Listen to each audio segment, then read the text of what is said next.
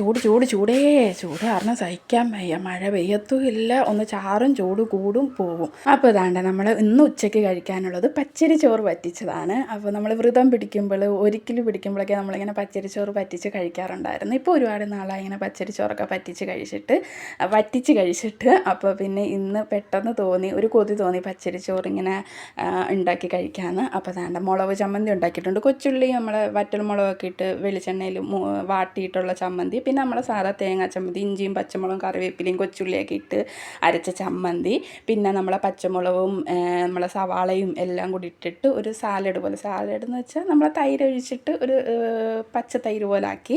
അപ്പോൾ അതും ചോറിൻ്റെ മണ്ടയിൽ ഒഴിച്ചിട്ടുണ്ടായിരുന്നു. ഒരുപാട് നാൾ കഴിക്കാത്തതുകൊണ്ടായിരിക്കും, കഴിച്ചപ്പോൾ നല്ല ടേസ്റ്റ് തോന്നി. ഇത്രയേ ഉണ്ടായിരുന്നുള്ളൂ, ഇത്രയും മതിയായിരുന്നു. സംഭവം സൂപ്പറായിരുന്നു. അപ്പോൾ ഒരു ഇലയിലൊക്കെ വിളമ്പിയിട്ടാണ് കഴിച്ചത്. ഒത്തിരി നാളായില്ലേ, അപ്പോൾ പിന്നെ വീഡിയോ എടുക്കുമ്പോൾ കുറച്ച് ഭംഗി കൂടിക്കോട്ടെ എന്ന് കരുതി ഇലയിലാണ് നമ്മൾ കഴിച്ചത്.